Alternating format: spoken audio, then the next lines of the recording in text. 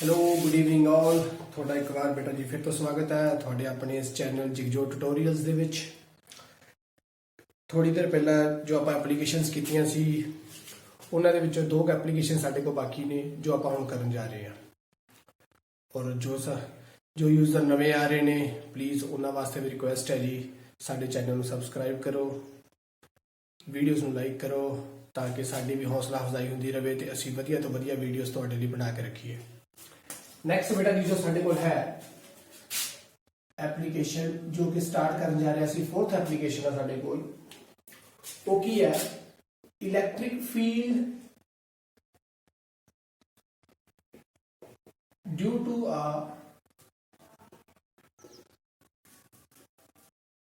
Uniformly charged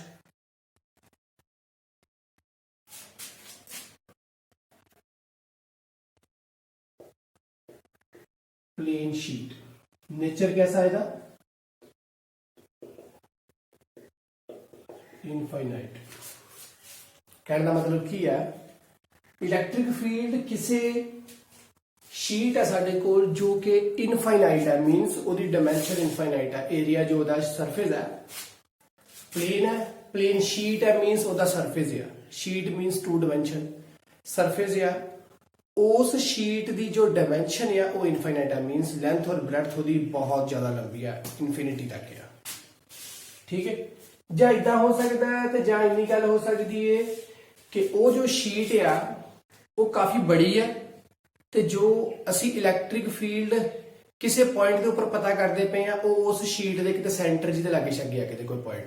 ठीक है ना, जिथे आप चेक करने जा रहे हैं उस शीट का कोई सेंटर होएगा, उस सेंटर के लागे जी कोई पॉइंट है जिथे आप पता कर रहे हैं कि इलैक्ट्रिक फील्ड कितनी है। गल समझ लगी?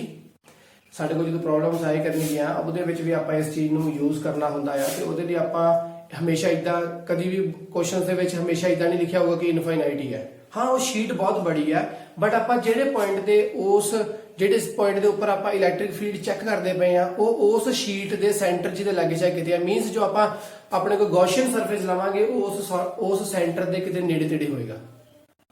ठीक है ना, उस दे सेंटर दे विचों दी जांदा होएगा गॉसियन सरफेस, क्योंकि चार्ज इनक्लूड करना ना सी और चार्ज किदे ऊपर है शीट दे ऊपर है। ठीक है, सो जेड़ा आपां गॉसियन सरफेस लवांगे उस शीट दे सेंटर दी च होना चाहिदा है ताकि जेड़ा चार्ज है उस दे अंदर जेड़ा हुंदा होवे ओदे करके आपां इलैक्ट्रिक फील्ड पता कर सकीए कोई पॉइंट ते जेड़ा पॉइंट किथे दी होवे उस शीट दे नेड़े तेड़े किते। ठीक है, सो दोनों केसेस वास्ते ये चीज इंप्लीमेंट हो सकती है। और आपां देखिए करना की इहदे च कोई शीट सानू कह रहे हैं वो शीट कैसी है,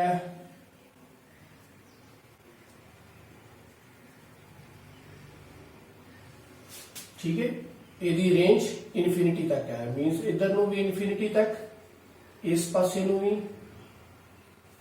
इनफिनिटी, इस पासे ਨੂੰ भी इनफिनिटी और इधर ਨੂੰ भी इनफिनिटी। शीट बहुत बड़ी है, इस तरफ ਨੂੰ भी इधर ਨੂੰ भी इधर ਨੂੰ भी ਤੇ इधर ਨੂੰ भी। चारे साइड का मतलब की है शीट किदा रखी है, मैं इस तरीके रखी है बेटा। ये शीट इस पासे भी बहुत लंबी है, इधर भी बहुत लंबी है, इस पासे भी बहुत लंबी है, इस पासे भी बहुत लंबी है और यदि डायमेंशन होर कोई नहीं होनी चाहिए। इस करके आप गल करेंगे कि शीट कली आ है, इतनी पतली शीट है। ठीक है, इस दे ऊपर चार्ज है, इस तरफ भी है, इस तरफ भी है, थिन है शीट जो है बेटा, बहुत ज्यादा थिन है। ठीक है, याद रखना बेटा थिन और थिक वाले केस बहुत ज्यादा कम चाहोगे। थिन वर्ड का मतलब की आऊगा जो आप इसको पढ़ांगे चेता रखियो असी थिन के ऊपर बेटा एक बार डिस्क्रिप्शन करनी है कि थिन वर्ड विच क्यों यूज किया गया। Electric field due to a uniformly charge thin plane sheet जो कि नेचर वाइज इनफिनिटी तक का इनफाइनाइट है। हुण आपां ऐसी शीट के ऊपर चेक करना सी, शीट की डायमेंशन लिख लिया इनफिनिटी तक है। मैं इस शीट के की है एक गॉसियन सरफेस बना रहा हूं। हुण गॉसियन सरफेस साडी मर्जी है, पिछले लेक्चर के इस चीज को डिस्क्राइब किया सी कि जैसा नेचर होवे करेगा उस चार्ज डिस्ट्रीब्यूशन का कि लाइन चार्ज या सरफेस चार्ज या उस दे वर्गा अगर असी गॉसियन सरफेस लेने साडे लिए बेस्ट रहेगा। ठीक है, आप दोनों तरीके लैके देख लेने मीन एक आ शीट है एक मैं होर शीट लै लेना जी। चेक करके देखना सी कि जो आप कह रहे हैं गल सही है कि नहीं।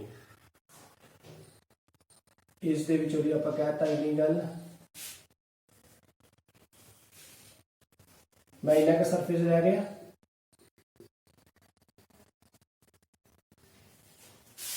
ठीक है। ਇਹਦੇ ਵਿੱਚੋਂ ਦੀ ਇੱਥੇ मैं की लै रहा वा सर्कुलर जो शेप लै रही मीन सिलेंड्रिकल शेप लै रही है, ठीक। गॉसियन सरफेस कैसा लिया सिलेंड्रिकल, इत्थे मैं लै रहा जी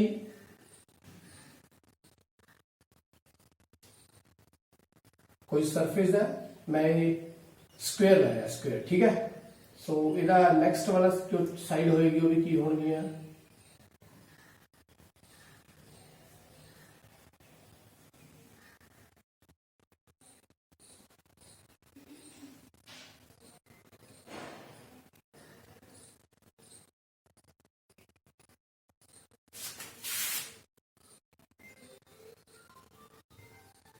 बैक साइड पे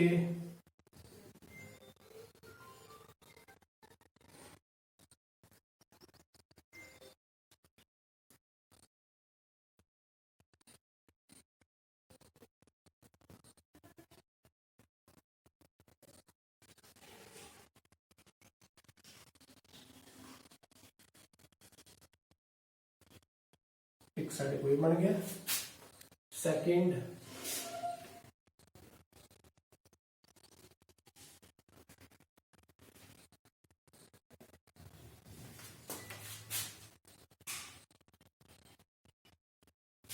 ठीक है। गल समझ लगी हुण बेटा। एक कैसा व्यू दिता होया ये असीं कह रहे हैं कि इस दे विच जिहड़ा गॉसियन सरफेस लिया गया वो मैं कैसा लिया है, इधर स्क्वेयर या सरफेस जिहड़ा स्क्वेयर है, ठीक है।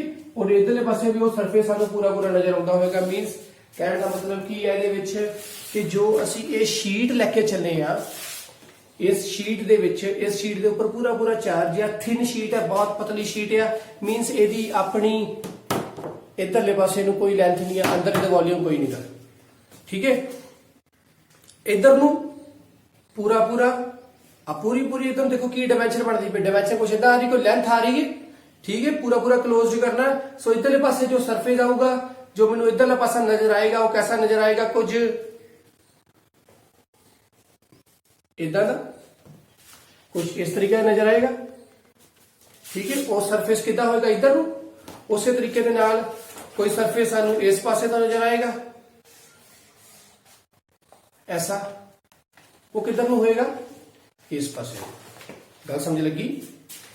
इस पूरी पूरी शीट या इस दे ऊपर चार्ज डिस्ट्रीब्यूट किया गया, यूनिफॉर्मली चार्ज डिस्ट्रीब्यूट है सरफेस दे ऊपर है, सो सरफेस चार्ज डेंसिटी है। गॉसियन सरफेस लेना बहुत जरूरी है क्योंकि गॉस थ्योरम ने इंप्लीमेंट करना है, एप्लीकेशन आप गॉस थ्योरम जे करते पे। सो इस जगह दे ऊपर जो है पूरे पूरे चार्ज आ, इस ये पूरी इनफिनिटी वाइज आ, इनफाइनाइट लेंथ तक आ।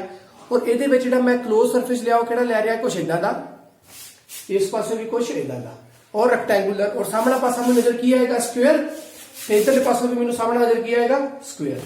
गल समझ लगी। उस तरीके दे नाल पिछले लेक्चर मैं कहा सी कि अगर असी जिदा दी डायमेंशन होगी उस चार्ज डिस्ट्रीब्यूशन की उदा दे अगर आप गॉसियन सरफेस लेने तो सब तो बेस्ट है। सो आप उस अकॉर्डिंग लिया लेता तो गलत ये भी नहीं कि अगर मैं सिलेंडरिकल शेप का लवांगा। दोनों चीजें आप चेक करके देखते हैं कहने का मतलब की है। चार्ज डिस्ट्रीब्यूट होया पिया बेटा जी ऊपर पूरा यूनिफॉर्मली,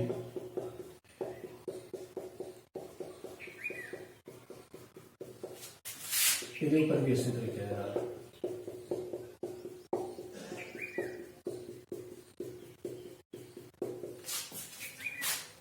चेक करना आप की हूं कि गॉस थ्योरम लगा के चलना। सो गॉस थ्योरम की बोलती है electric flux equals to E dot ds equals to charge enclosed in that Gaussian surface divided by epsilon naught। करिए की आप देखो ये आ चीज लैके तुरना आप फिर दोबारा तो फाइंड करनी है कि टोटल फ्लक्स की आ रही है इस, क्योंकि फाइंड नहीं करना आप कोई पॉइंट, ठीक है। मान लो इस तो बाहर का पॉइंट है तो पॉइंट मान लो मैं कहता जी आ पॉइंट है, ठीक है, आ पॉइंट पी है, एक इस दे ऊपर है इस गॉसियन सरफेस। आप पहला पॉइंट पी लेना सी, उस पॉइंट पी ਨੂੰ ਇਨਕਲੋਜ਼ ਕਰਨਾ ਸੀ ਕਿਦੇ ਵਿੱਚ ਗॉसियन ਸਰਫੇਸ ਦੇ ਵਿੱਚ। ਮੀਨਸ ਆ ਪੁਆਇੰਟ ਕਿੱਥੇ ਹੋਣਾ ਚਾਹੀਦਾ ਉਸ ਸਰਫੇਸ ਦੇ ਉੱਪਰ ਜਿਹੜਾ ਸਾਈਡਾਂ ਦੇ ਉੱਪਰ ਅਸੀਂ ਆ ਸਰਫੇਸ ਲਿਆ ਸੀ, ਇੱਥੇ ਪੁਆਇੰਟ ਹੋਣਾ ਚਾਹੀਦਾ ਉਹ P। इधरले पासे ਨੂੰ ਕਿਤੇ ਦੂਰ ਜੀ ਜਾ ਕੇ ਠੀਕ ਹੈ। ਸੋ ਆ ਪੁਆਇੰਟ P ਆਇਆ। ਇਸ ਦਾ ਇਹ ਕੀ ਹੋਇਆ, ਆ ਸਰਫੇਸ ਹੋਇਆ ਪੂਰਾ ਪੂਰਾ ਕਲੀਅਰ। ਇਸ ਸਰਫੇਸ ਦਾ ਵੈਕਟਰ ਬਾਹਰਲੇ ਪਾਸੇ ਨੂੰ ਹੋਣਾ, ਕਿਉਂਕਿ ਕਲੋਜ਼ ਸਰਫੇਸ ਤੋਂ ਹਮੇਸ਼ਾ ਬਾਹਰਲੇ ਪਾਸੇ ਨੂੰ ਸਰਫੇਸ ਵੈਕਟਰ ਹੁੰਦਾ। ਸੋ ਉਹ ਕੀ ਲੈ ਲਿਆ ਬੇਟਾ ਆਪਾਂ n ਡੈਸ਼। ਇਸ ਦਾ ਪੂਰਾ ਏਰੀਆ ਲੈ ਲਿਆ ਜੀ a, ds ਵੀ ਲੈ ਸਕਦੇ ਆ ਆਪਾਂ, a ਲੈ ਲਿਆ ਪੂਰਾ ਪੂਰਾ ਏਰੀਆ, ਕਿਉਂਕਿ ਆਪਾਂ ਗੱਲ ਕਰਨੀ ਪੂਰੇ ਏਰੀਆ ਦੇ ਵਾਈਸ ਠੀਕ ਹੈ। ਆਪਾਂ ਗੱਲ ਕਰਦੇ ਪੂਰਾ ਏਰੀਆ ਕਿੰਨਾ ਲੈ ਲਿਆ ਜੀ a। ਸੇਮ ਉਸੇ ਤਰੀਕੇ ਦੇ ਨਾਲ ਇਧਰ ਨੂੰ ਕੁਝ ਫਲਕਸ ਕਿਉਂਕਿ पॉजिटिव चार्ज इस शीट के इधरले पासे भी है इधरले पासे भी है, और थिन है बिल्कुल शीट बहुत पतली है। पतली वर्ड थिन वर्ड का मतलब मैं बार बार कह रहा वा, जो लोड पैनी मैं दसना जरूर आ। ट्यून स्टे ट्यून रही कहने का मतलब की सी, इथों इस पासे जा रही है और इधरले पासे भी की है, दूजे पासे भी निकलना होगा। सो आउटवर्ड वैक्टर की आया n डैश। एरिया इधर भी कितना है, क्योंकि सेम डायमेंशन चलती, जितना एरिया उतना इधर एरिया होगा। सो इधर भी a डैश आ गया नाल। एक क्या है साडे कोल ਉਹ ਵਾਲਾ ਪੂਰਾ ਪੂਰਾ ਏਰੀਆ ਵੈਕਟਰ, ਇਸ ਪਾਸੇ ਵੀ ਆ ਏਰੀਆ ਵੈਕਟਰ। ਇਹਦੀ ਵੀ ਗੱਲ ਕਰ ਲਈਏ ਨਾਲ ਹੀ, ਇਸੇ ਤਰੀਕੇ ਨਾਲ ਇਹਨੂੰ ਵੀ ਸਮਝ ਲਈਏ। ਆ ਪੁਆਇੰਟ P ਕਿਤੇ ਇੱਥੇ ਰੱਖਿਆ ਗਿਆ, ਪੂਰਾ ਪੂਰਾ ਏਰੀਆ n ਡੈਸ਼ ਨਾਲ area equals to a vector. ਇਧਰਲੇ ਪਾਸੇ ਵੀ ਜੋ ਪੁਆਇੰਟ ਉੱਥੇ ਰੱਖਿਆ ਹੈ, ਮੈਂ ਪੁਆਇੰਟ ਇੱਥੇ ਵੀ ਰੱਖਦਾ ਹੋਵਾਂਗਾ। ਤੇ ਇਧਰਲੇ ਪਾਸੇ ਕਿਉਂਕਿ ਫਲਕਸ ਬੇਟਾ ਆਪਾਂ ਚੈੱਕ ਕਿੱਥੋਂ, ਗੌਸੀਅਨ ਥਿਓਰਮ ਨੂੰ ਜਦੋਂ ਆਪਾਂ ਕਰਨਾ ਆਪਾਂ ਚੀਜ਼ ਕੀ ਚੈੱਕ ਕਰਨੀ ਸਭ ਤੋਂ ਪਹਿਲਾਂ ਕਿ ਟੋਟਲ ਫਲਕਸ ਕਿੰਨੀ ਹੈ। टोटल फ्लक्स है ये, टोटल फ्लक्स है ये ठीक है। और टोटल फ्लक्स उस गॉसियन सरफेस से कितनी जा रही है, कुछ इधर भी जाएगी इधर भी जाएगी। तो इतने अगर पॉइंट P रखता पे पॉइंट P1 ले लिया, पॉइंट P2 रख लिया, इधर भी पॉइंट P2 इतने पॉइंट P1। सो इधर पासे की जाती होगी एरिया वेक्टर की होएगा n डैश, ये यूनिट वेक्टर आ गया, आपका मैग्नीट्यूड की बन गया area vector a dash a vector.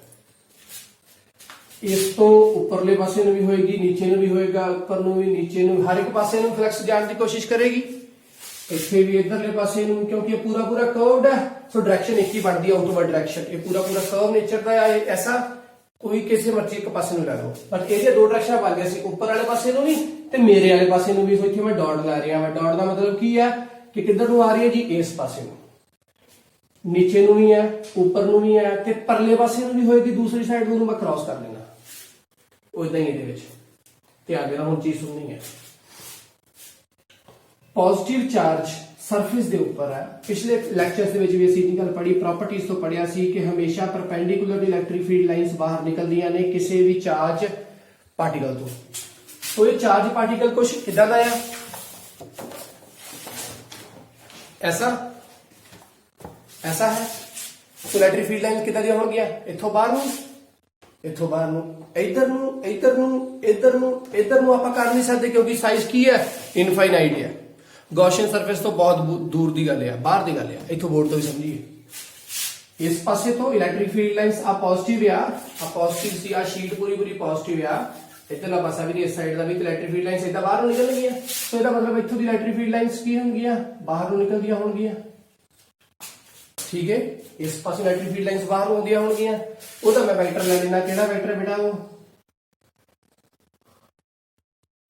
Electric field line uh electric field निकलदी होगी इधर नूं, की होया आ इहदा मैग्नीट्यूड ते नाल इहदा आ यूनिट वेक्टर ले लिया इस पासे दा। इधरले पासे नूं निकलदा होएगा कुछ ना कुछ, ये इस पॉइंट तो इधर नूं निकलिया, इस पॉइंट तो इधर नूं भी निकल जाणगे। टोटल फ्लक्स की गल करते पे आउटवर्ड साइड ते ये भी है फील्ड इस चार्ज तो इधर नूं भी जाती होएगी ते इस चार्ज तो इधर नूं भी आती होएगी। सो इधर नूं भी की आ गई साडे कोल इलैक्ट्रिक फील्ड की होएगी E नाल दे वेक्टर, वेक्टर केड़ा R डैश ही लगेगा। गल समझ लग गई बेटा सब नूं। उस तरीके नाल इत्थे भी की है, इस वाले पासे नूं E नाल R डैश, इधरों भी इस वाले पासे नूं जाती होएगी इस सरफेस तो की है E dash equals to E नाल R डैश। इन्नी चीज समझ लग जानी चाहिए सबनों ठीक है, इन्नी समझ लगेगी। इस तो बाद बेटा अगे तुरियो, जिन्होंने अजे तक भी समझ लगी इस लैक्चर को फिर दोबारा देखना शुरू करो, रिकैप करो पूरा लैक्चर को, फिर दोबारा अगे तुरो ठीक है। की हो रहा हुण इधरों सानू पता है इलैक्ट्रिक फील्ड लाइन्स इस पासे नूं जा रही है ते इस इहदा एरिया वेक्टर भी इस पासे नूं जा रहा है। पूरी पूरी फ्लक्स देखनी ना, पूरे पूरे इस चार्ज तो बाहरले पासे किधर नूं जा रही है, इलैक्ट्रिक फील्ड लाइन्स इस पासे नूं ते एरिया वेक्टर भी इसे पासे इको पासे है, दोनों के विचकार एंगल 0। सो ए वाला साइड और ए वाला साइड, इन्हें मैं साइड 1 मान लेना, इसनों मान लेना 2 और बाकी जिन्हें परपेंडिकुलर होंगे सानू 3 मान लेना। ठीक है, सो फ्लक्स की आएगी बेटा जी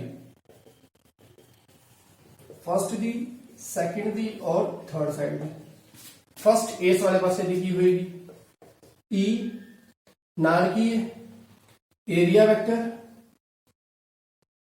पूरे पूरे की इकट्ठी गल करता मैं, सारे एरिया इकट्ठे कंबाइन गल करता पिया, सो मैंने लूप लैन की लोड़ नहीं क्योंकि मैं पूरे जिन्ना जगह हैगी मैं सारे वास्ते इकट्ठा ही कर लिया।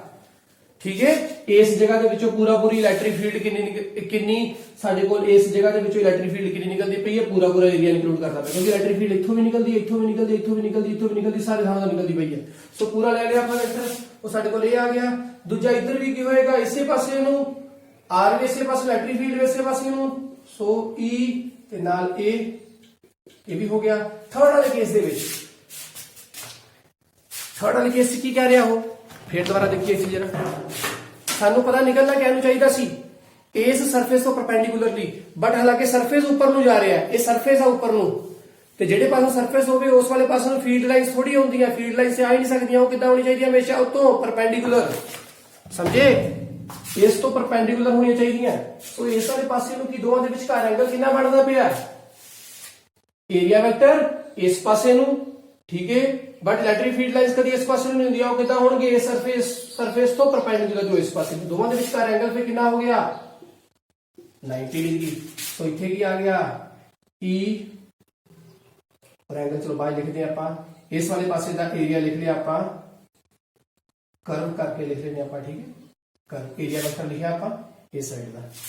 देखिए हम कंबाइन करके सब कुछ एरिया वेक्टर है, ठीक है, सब कंबाइन किया आप, दोनों के विचकार एंगल है कोई नहीं है, दोनों के विचकार एंगल है कोई नहीं है, दोनों के विचकार एंगल है हाँ जी कितना 90, cos 90 0, सो आ चीज होगी 0। सो साडे कोल की आ गया 2EA किदे बराबर आई टोटल फ्लक्स किदे चो, इस पूरे गॉसियन सरफेस चो। सेम इसे दे ऊपर भी इदां ही है, आ थर्ड हो गया, इस वाला पासा जो ए साइड है इनू 1 ले लीए, ए साइड नु 2 ले लीए और ए साइड नु 3 जिवें आ 3 लिखिया है, ठीक है। देखिए इहदे विचकार हुण फ्लक्स की बनदी है, टोटल फ्लक्स 1 2 कंबाइन कर दी जाए, फ्लक्स 1 है 2 है और एक थर्ड वाली, सेम उस तरीके जो इंप्लीमेंट उत्थे होया सेम चीजें वही लगणगियां। की आएगा इत्थे EA एंगल कोई है नहीं है, बैठे बैठे हटा के मैं cos 0 लिख दिया, cos 0 1 हो गया। इधर पासे भी EA, इत्थे दोवां दे विचकार एंगल है 90 डिग्री, इलैक्ट्रिक फील्ड इधर नु है, सरफेस ऊपर नु जा रहा है, एरिया वेक्टर ऊपर नु जा रहा है, 90 हो गया तो 0 हो गया। सो की आ गया 2EA नाल टोटल फ्लक्स।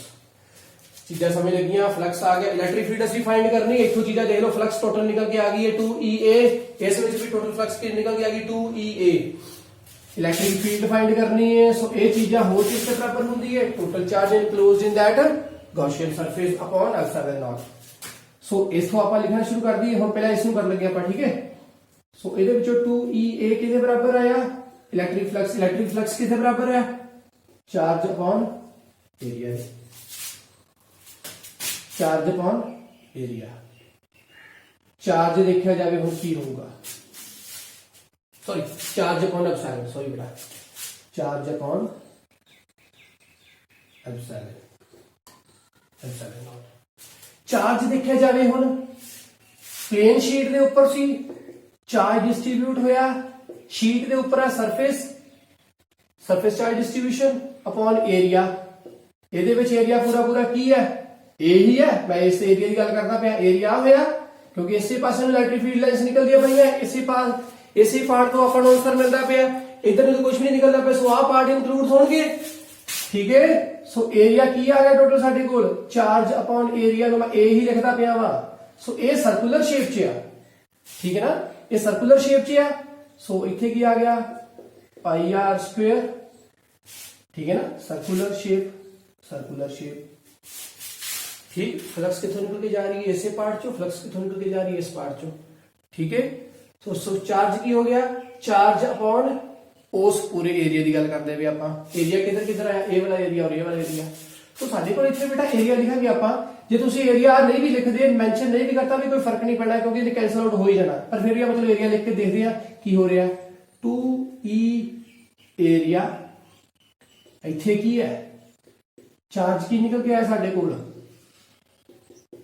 ਪਾਈ ਆਰ ਸਕੁਅਰ ਇੱਥੇ ਲਿਖ ਦਿਆ ਆਪਾਂ ਇਸ ਨੂੰ sigma pi R square upon epsilon naught area ਇੱਥੇ ਵੀ ਕੀ ਹੁੰਦਾ ਆ ਕਿਹੜਾ ਏਰੀਆ ਸੀ ਆ ਬੇਟਾ ਏਰੀਆ ਕਿਹੜਾ ਸੀ ਪਾਈ ਆਰ ਸਕੁਅਰ ਹੀ ਸੀ ਸੋ ਪਾਈ ਆਰ ਸਕੁਅਰ ਕੱਟੇ ਗਏ means area pi R square कटिया गया सब कुछ रह की गया फील्ड की आ गई सिग्मा अपॉन 2 एप्सिलॉन नॉट इधर भी आ गई उसी तरीके के नाल ये चीज किस दे बराबर होगी charge upon epsilon not charge किस दे बराबर होएगा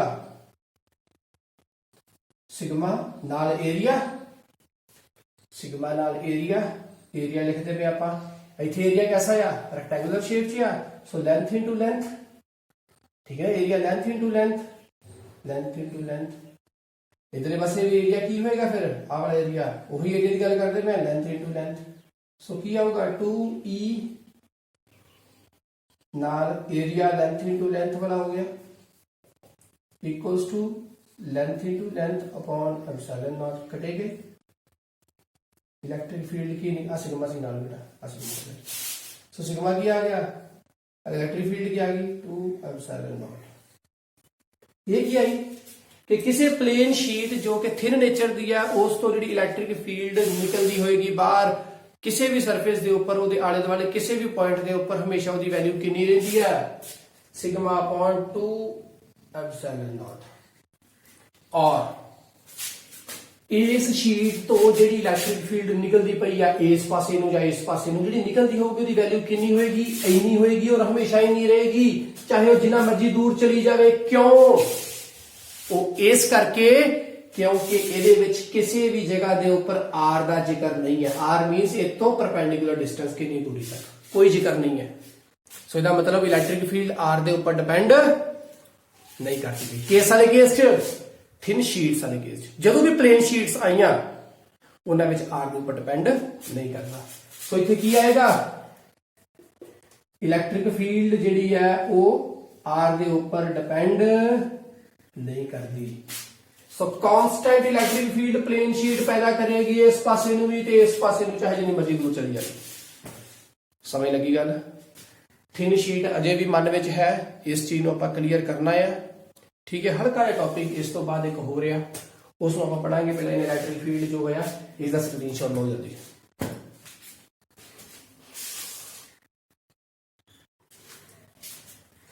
सो असी हुणे फिर बेटा की करके हटे हैं कि सानू पता है कि उस शीट तो असी जिन्ना मर्जी दूर नूं चले जाइए उस दे नाल उस शीट ने जो इलैक्ट्रिक फील्ड पैदा की है उस दे उपर कोई फर्क नहीं पै रहा क्योंकि आर के ऊपर डिपेंड नहीं करती किस डिपेंड करती है सरफेस चार्ज डिस्ट्रीब्यूशन की है और जो आले दुआले मीडियम वो कैसा है ठीक है अगर मीडियम बाहरले पासे एयर है तो इलैक्ट्रिक फील्ड स्ट्रेंथ बहुत ज्यादा होएगी क्योंकि एप्सिलॉन नॉट की वैल्यू जो है वो मीडियम वाले केस के नाल एप्सिलॉन नालों घट होती है सो अगर किसी आले दुआले कोई मीडियम पिया हुआ तो नाल इहदे के मल्टीप्लाई हो जाना सो इसकी वैल्यू ऑटोमैटिकली घटना लग पैनी है ठीक है चीज का ख्याल रखना आपका नेक्स्ट की आ रहा है कि अगर एक प्लेन अगर हुणे आपां जो करके हटिया कि प्लेन शीट जो है वो इनफाइनाइट है और एक है अगर वो दो होईयां तां की होएगा ਉਹਦੇ ਕਰਕੇ अगर आपां इत्थे फील्ड पैदा करनी है की होएगी दसो जल्दी हुण थिन वाला मतलब समझाउणा वा इत्थे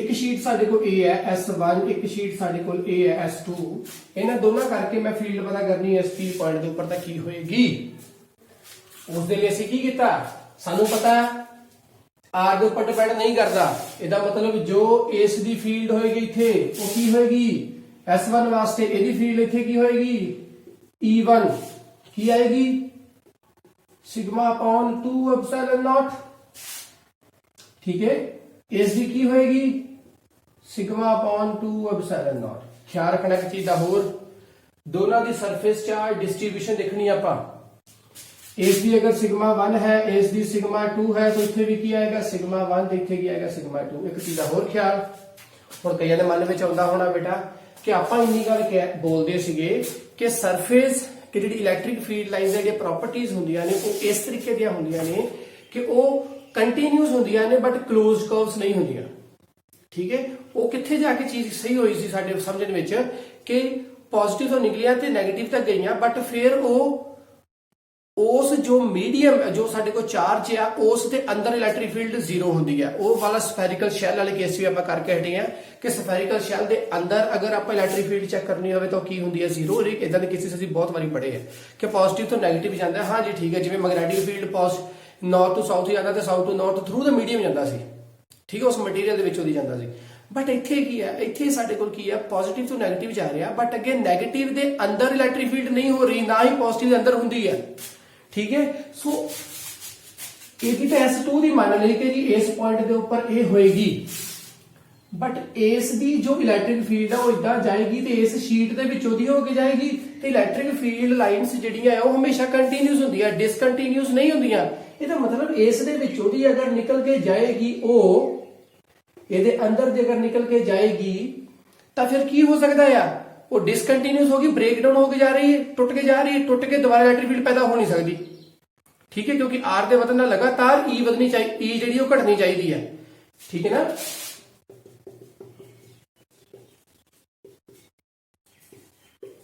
इस दे वधन दे नाल हमेशा इसदी वैल्यू घटनी चाहिए एक्स, किवें स्केयर दी पावर दे नाल, ठीक है, इस दे वधन दे नाल इसदी वैल्यू घटनी चाहिए। बट अगर इत्थों जाके इहदे विचों दी निकल के जांदियां होया अगर ये शीट जिहड़ी है थिक हुंदी तां इहदा मतलब इहदे अंदरले पासे भी चार्ज होना सी, चार्ज दे विचों दी इलैक्ट्रिक फील्ड तां जीरो हुंदी है।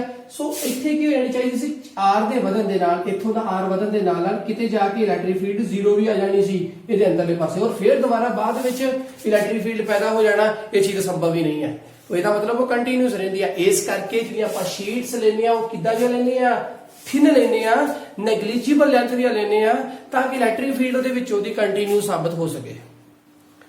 ਗੱਲ ਦਿਮਾਗ ਵਿੱਚ ਪਈ ਬੇਟਾ, ਕੀ ਕਹਿਣਾ ਚਾਹਿਆ ਸੀ, ਦੋ ਸ਼ੀਟਸ ਨੇ ਸਾਡੇ ਕੋਲ, ਇਹਦੀ ਵੀ ਥਿਕਨੈਸ ਥਿਨ ਬਿਲਕੁਲ ਹੋਣੀ ਚਾਹੀਦੀ, ਨੈਗਲੀਜੀਬਲ ਹੋਣੀ ਚਾਹੀਦੀ ਹੈ ਤਾਂ ਕਿ ਜੋ ਇਹ ਵਾਲਾ ਜਿਹੜਾ ਆ ਇਸ ਦੀ ਇਲੈਕਟ੍ਰਿਕ ਫੀਲਡ ਜੋ ਇਦਾਂ ਪੈਦਾ ਹੋ ਕੇ ਜਾ ਰਹੀ ਹੈ ਉਹ ਇਸ ਦੇ ਵਿੱਚੋਂ ਦੀ ਅਗਰ ਨਿਕਲ ਕੇ ਜਾਵੇ ਤਾਂ ਇਹ ਥਿਕ ਨਾ ਹੋਵੇ, ਥਿਕ ਨਾ ਹੋਵੇ, क्योंकि अगर ये थिक होंदी है तो ये चार्ज होंदा ते चार्ज दे अंदर इलैक्ट्रिक फील्ड की होंदी है जीरो होंदी है। इस करके इनू की रखना पैंदा थिन, बिल्कुल ही नेगलिजिबल, ताकि ये चीज शो ही ना हो सके कि सामने कोई चीज पई है, ठीक है, ते विचों दी आराम दे नाल चीज निकल के जा सके, क्योंकि थिक हुई तो इलैक्ट्रिक फील्ड जीरो हो जानी है।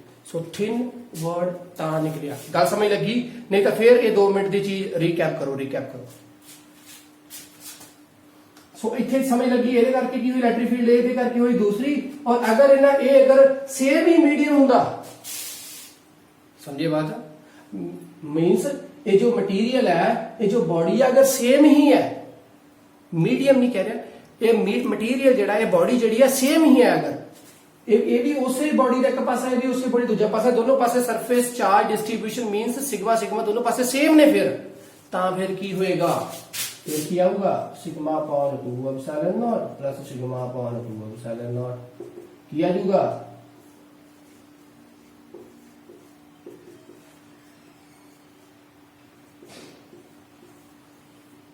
पूरी इलेक्ट्रिक फील्ड इस पी पॉइंट, गल समझ लगी, उस शीट करके और दूसरी शीट करके बस इलेक्ट्रिक फील्ड चेक कर दो, पता कर दो की है। किसी ने कोई डाउट हैगा जे भी कमेंट सैक्शन जाना, कमेंट्स करके जवाब देने हैं, क्वेश्चन पूछने हैं, आंसर थानू मिलेगा। सो ये दोनों शीट्स करके हो गई है। अगला आर्टिकल जिहड़ा है वो की है, एप्लीकेशन जो है बेटा वो भी साडी कोल किदां दी है, और एक चीज इत्थों दिखनी चाहिए आपां, अगर बेटा सिग्मा की वैल्यू 0 तो बड़ी है, ये एप्लीकेशन बेस्ड क्वेश्चन है एक बेटा, बहुत अच्छा क्वेश्चन है, और ये चीज साडे बहुत सारे कंसेप्ट को दूर करता है हमेशा, क्योंकि असीं फर्स्ट चैप्टर तो लगातार इस चीज में पढ़ते आ रहे हैं कि अगर चार्ज 0 तो बड़ा है इसका मतलब वो पॉजिटिव है, अगर 0 तो छोटा है तो नेगेटिव है, इसका मतलब सरफेस चार्ज डिस्ट्रीब्यूशन अगर 0 तो बड़ी है तो इलैक्ट्रिक फील्ड लाइंस इत्थे जो चार्ज होएगा पॉजिटिव होएगा तो फील्ड लाइंस बाहर ਨੂੰ ਜਾਂਦੀਆਂ ਹੋਣਗੀਆਂ, और अगर इस दी वैल्यू 0 तो छोटी है मींस ए नेगेटिव या ए पॉजिटिव है। सो जे नेगेटिव है तो ਇਹਦੇ ਵਾਲੇ ਪਾਸੇ ਨੂੰ ਹੁੰਦੀਆਂ ਹੋਣਗੀਆਂ। ਸਮਝ ਲੱਗੀ ਗੱਲ दिमाग 'ਚ ਪਈ ਹੈ। इस मैं रेस कर रहा वा। इस तो बाद अगली जी एप्लीकेशन है साडे कोल electric field due to R 2 parallel plane sheets of charge, ठीक है, आप करना हम जल्दी इसमें देख लो, वो भी इनफाइनाइट नेचर दी है, इसमें जल्दी देख लो और आप अगला करते हैं।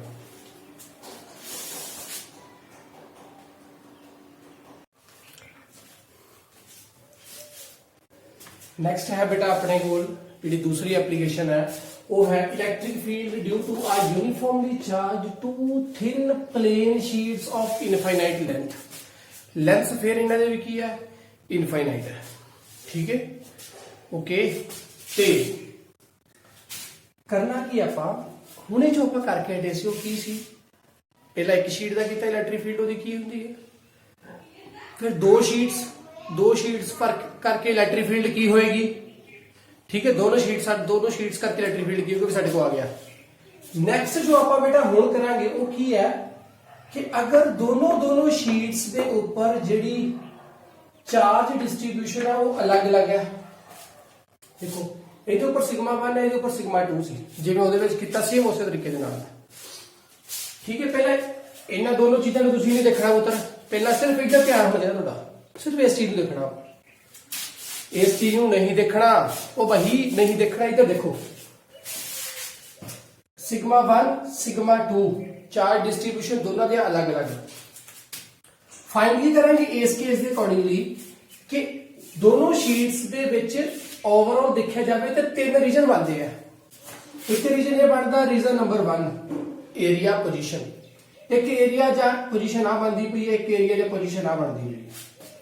तिने रीजन के ऊपर साडे कोल इलैक्ट्रिक फील्ड की आ रही ने, आपां ये चीज देखनी है, ठीक है। जे मैं इस दी गल करा, पहली वाला रीजन ए वाला, इस दे ऊपर इलैक्ट्रिक फील्ड बेटा की होएगी, सेम ओदे वांग करना। इस ने इलैक्ट्रिक फील्ड लगाई इस पासे नूं, ए भी इलैक्ट्रिक फील्ड, सामने इलैक्ट्रिक फील्ड किदां ने आ पॉजिटिव सी, शीट ऐसी है, इधर भी इलैक्ट्रिक फील्ड लाएगी तो इधर भी लगाएगी, सो इस पासे नूं भी लगाएगी तो इस पासे नूं भी लगाएगी इलैक्ट्रिक फील्ड। ए वाला या इधर भी लगाएगा तो इधर भी लगाएगा इलैक्ट्रिक फील्ड, और इलैक्ट्रिक फील्ड की स्ट्रेंथ सेम नहीं होएगी इथे, क्योंकि दोवां दे डिस्ट्रीब्यूशन अलग अलग है। इहदी वैल्यू जिहड़ी होएगी थोड़ी ज्यादा होएगी और इस दी वैल्यू थोड़ी घट होएगी और घट होएगी, ठीक है। अगे देखो की आ रीजन नंबर 1 ते गल कर लगा। रीजन नंबर 1 इस के ऊपर इथे इलैक्ट्रिक फील्ड I1 की होएगी, इथे E1, इथे E2, इथे E3।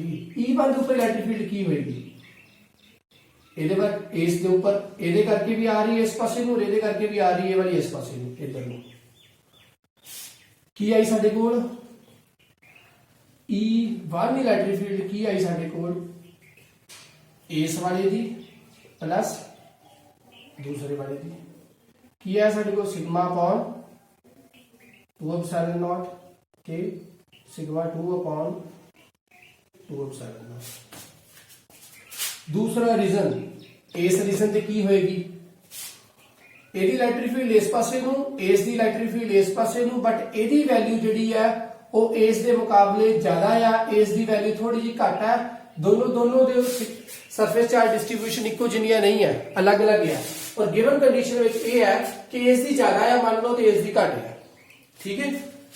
इस दी ज्यादा हुई तो इसका मतलब की होया, इत्थे E2 की आएगा इस जगह के ऊपर सेकंड पोजीशन के ऊपर सिग्मा 1 माइनस के प्लस, ठीक है, माइनस के प्लस।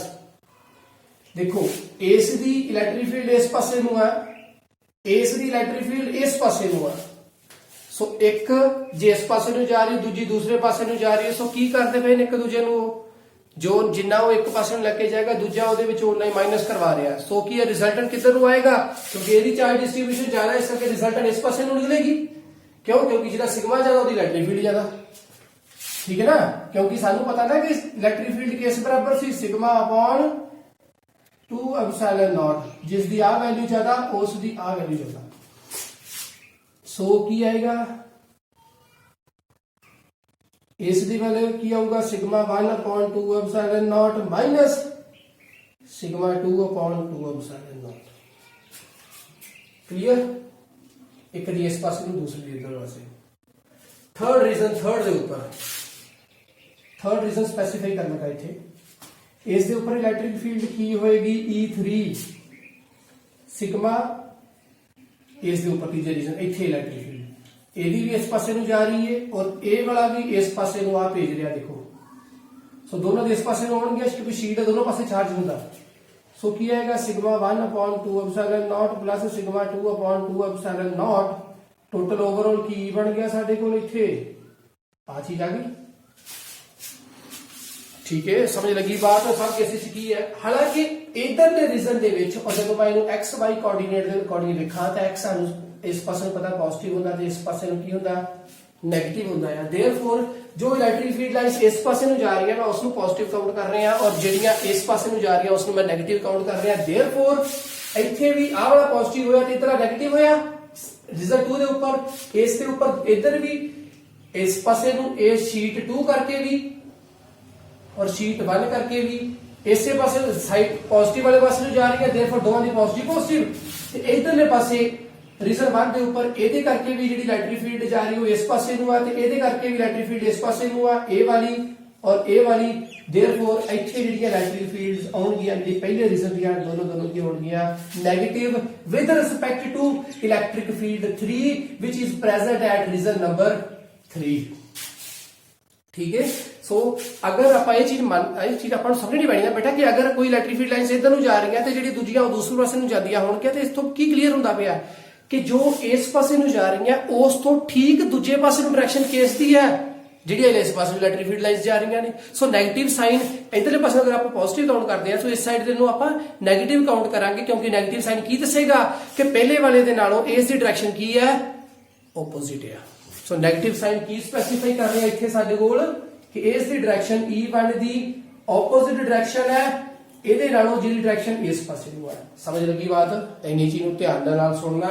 ਜਿਹਨਾਂ ਨੂੰ ਥੋੜਾ ਬਹੁਤ ਡਾਊਟ ਆ ਇੱਕ ਵਾਰ ਇਸੇ ਚੀਜ਼ ਨੂੰ ਫੇਰ ਦੁਬਾਰਾ ਰੀਕੈਪ ਕਰਕੇ ਦੁਬਾਰਾ ਲਿਖੋ। ਅਭੀ ਆ ਹੁਣ ਇਹਦੇ ਉੱਪਰ ਹੁਣ ਇਹ ਕੰਮ ਸਾਰਾ ਤੁਹਾਡੇ ਤੇ ਹੈ। ਬਹੁਤ ਆਸਾਨ ਹੈ। 2 ਮਿੰਟ ਦੇ ਵਿੱਚ ਲੈਕਚਰ ਓਵਰ ਹੋਏਗਾ।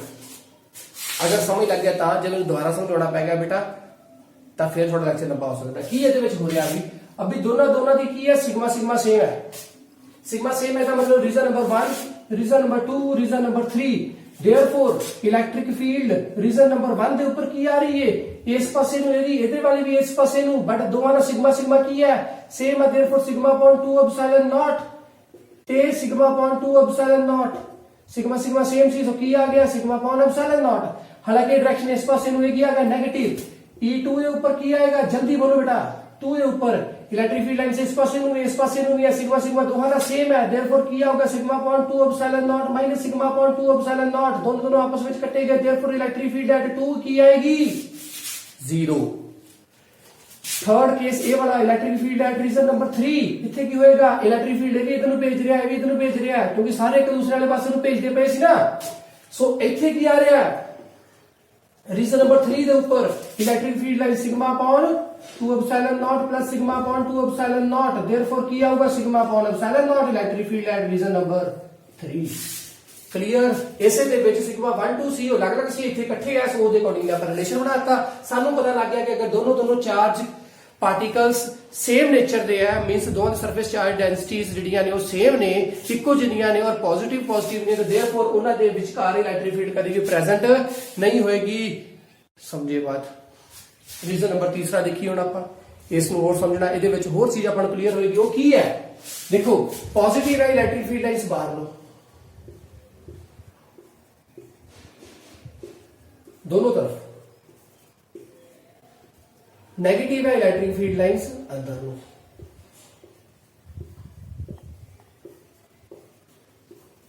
ठीक है लेस देन 0 सी का मतलब है नेगेटिव चार्ज है।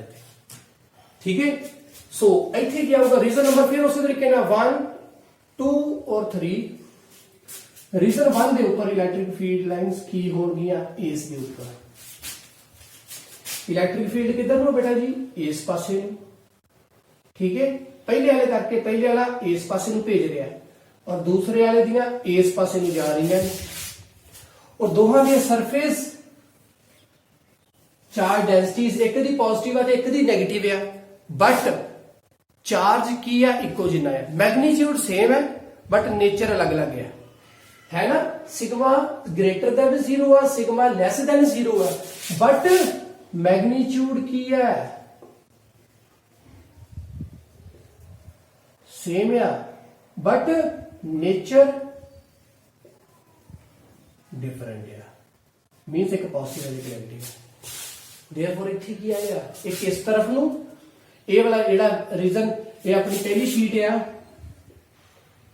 ए वाली S1 ये है S2 S1 ਜਿਹੜੀ ਆ ਉਹ ਕੀ ਕਰਦੀ ਪਈ ਏ electric field due to S1 ਇਸ ਵਾਲੇ ਪਾਸੇ ਨੂੰ ਆ ਰਹੀ ਹੈ ਜੀ ਰੀਜਨ 1 ਵਾਲੇ ਪਾਸੇ ਨੂੰ ਬਟ 2 ਦੀ ਕੀ ਹੈ ਇਸ ਵਾਲੇ ਪਾਸੇ ਨੂੰ ਹਾਲਾਂਕਿ ਦੋਵਾਂ ਦਾ ਮੈਗਨੀਟਿਊਡ ਕੀ ਹੈ ਸੇਮ ਹੈ ਦੇਰਫੋਰ ਦੋਵਾਂ ਦੇ ਵਿਚਕਾਰ ਇੱਕ ਡਾਇਰੈਕਸ਼ਨ ਇਸ ਪਾਸੇ ਨੂੰ ਇਹਦੇ ਵਿੱਚ ਡਾਇਰੈਕਸ਼ਨ ਇਸ ਪਾਸੇ ਨੂੰ ਤੇ ਇਹਦੀ ਡਾਇਰੈਕਸ਼ਨ ਕਿੱਧਰ ਨੂੰ ਜਾ ਰਹੀ ਹੈ ਇਸ ਪਾਸੇ ਨੂੰ ਇੱਧਰ ਨੂੰ ਸੋ ਇਹ ਇੱਥੇ ਕਿੱਧਰ ਨੂੰ ਹੋਏਗੀ ਇੱਧਰ ਨੂੰ ਹੋਏਗੀ ਸੋ ਇੱਥੇ ਵੀ ਆਏਗਾ ES2 ਦੋਵਾਂ ਦੇ ਵਿਚਕਾਰ 네ਗੇਟਿਵ ਕਿਉਂ ਆਇਆ ਕਿਉਂਕਿ ਇਹਦੀ ਇੱਧਰ ਨੂੰ ਸੀ ਇਸ ਦੀ ਇਸ ਪਾਸੇ ਨੂੰ ਹੈ ਸੋ ਇਹਦੀ 네ਗੇਟਿਵ ਹੋਈ ਵਿਦ ਰਿਸਪੈਕਟ ਟੂ ਇਹਦੇ ਦੋਵਾਂ ਦਾ ਮੈਗਨੀਟਿਊਡ ਸੇਮ ਹੈ sigma upon 2 epsilon not minus sigma upon 2 epsilon not क्योंकि एक पॉजिटिव है इस दी पॉजिटिव होएगी इस दी नेगेटिव होएगी सो देयरफॉर की आई इलेक्ट्रिक फील्ड 0 रीजन 1 दे ऊपर रीजन 2 दे ऊपर की आएगा सेंटर दे विच ए वाला इस पासे नु भेजदा पिया नेगेटिव भी उसे पासे नु ले रहा है क्योंकि इलेक्ट्रिक फील्ड हमेशा पॉजिटिव तो तुरदी है ते नेगेटिव वाले पासे नु होंदी है सो देयरफॉर रीजन 2 दे ऊपर की आएगा ES1 प्लस डायरेक्शन सेम है एदी भी इसे पासे नु ते एदी भी उसे पासे नु ES2 दोनों लगा के सेम कीता ते की है sigma upon 2 epsilon not plus sigma upon 2 epsilon naught की बन गया जी sigma upon epsilon naught center दे विच ये आ गई और इस वाले पासे की आएगी थर्ड वाले पासे